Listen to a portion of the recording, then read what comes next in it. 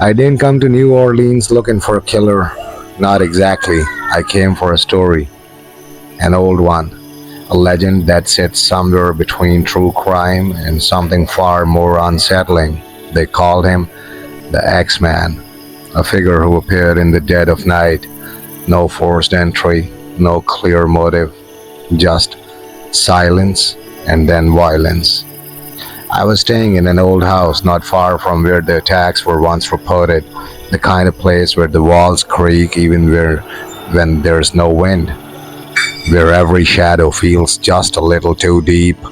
I had been reading about him for hours, old newspaper clippings, witness accounts, and one thing stood out more than anything else: a letter, a message the killer supposedly sent to the city, mocking, confident, almost playful.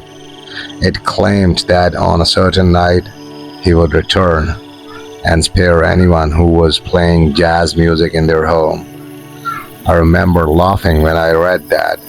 It sounded ridiculous. A killer who follows rules, a murderer who warns his victims. It didn't make sense, but something about that letter stayed with me. That night, the air in New Orleans felt different, heavy, still, like the city was holding its breath. I turned off the lights and sat in the darkness, listening.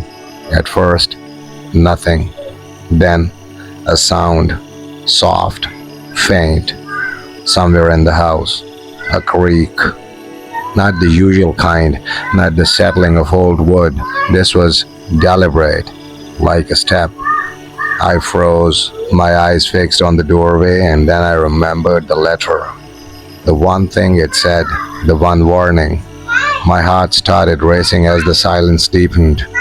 This was deliberate, like a step. I froze, my eyes fixed on the doorway, and then I remembered the letter. The one thing it said, the one warning. My heart started racing as the silence deepened, but suddenly, the idea didn't feel ridiculous anymore. It felt real, and I realized something I should have thought of hours ago. There was no music playing in my house. I didn't move. I barely breathed. The house had gone completely still, except for that sound. Another creak, closer this time, not from the walls, not from outside, from inside the house, from somewhere deeper in the dark. My eyes stayed locked on the doorway, waiting, hoping to see something, anything, but nothing appeared, just silence. Then, a slow, deliberate step. The floorboard just beyond the hallway shifted. I felt my chest tighten because whoever or whatever was making that sound was moving toward me. I swallowed hard and forced myself to think. The letter, the one I had read earlier. It echoed in my mind. I shall spare those who are playing jazz. My heart pounded louder, too loud, like it could be heard. I looked around the room desperately. No radio, no music, nothing. Another step, closer. The darkness in the hallway seemed to deepen, like it was swallowing the light itself. Then I saw it, a shadow, not fully formed, but there, just beyond the doorway. Tall, still, watching. I couldn't see a face, couldn't see eyes, but I knew it was looking directly at me. My body refused to move. Fear held me in place. The air grew heavier, colder, and then a sound I will never forget. Metal, lightly scraping against wood. A slow, dragging sound, like something sharp being pulled along the wall. My mind filled in the rest before I even saw it. An axe. I forced myself to stand, every instinct screaming at me to run, but my legs felt weak, unsteady. Another step from the hallway.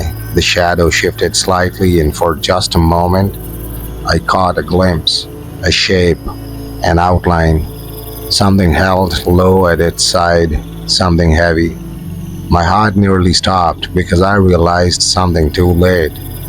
This wasn't just a story, this wasn't just history. Standing there in the darkness of that house in New Orleans, I wasn't remembering the legend, I was inside it. I didn't think, I reacted. My eyes scanned the room one last time, and then I saw it.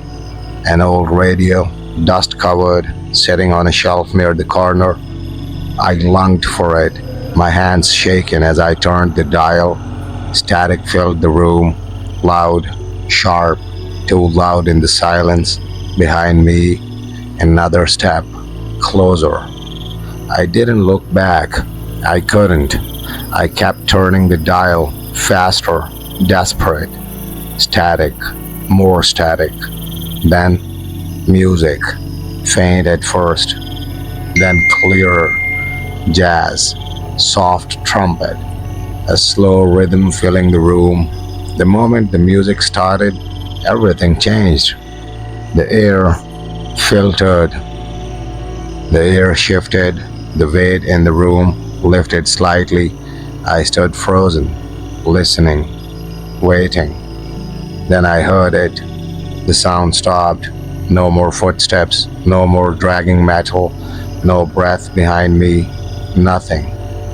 I stayed there for what felt like forever, the jazz playing softly in the background. Eventually, I found the courage to turn around. The doorway was empty, the hallway silent, no shadows, no presence, just darkness. But it felt different now, lighter, like something had left. I didn't sleep that night. I didn't turn the radio off either. The music played until morning. When the sun finally rose over New Orleans, I stepped outside. The city felt normal again, alive, unbothered, like nothing had happened. But I knew better because that night, I didn't just read about the legend, I survived it. They say back in 1919, people filled the streets with jazz, homes, clubs, even sidewalks, music everywhere, not out of celebration, but out of fear because of one letter, one warning, and one unknown figure, the Axeman. No one ever proved who he was, no one ever caught him, and maybe they weren't meant to, because some legends don't end, they wait, and sometimes they come back. So if you ever find yourself alone at night in an old house in New Orleans and you hear something moving in the dark, don't wait, don't question it. Just remember one thing, play the music.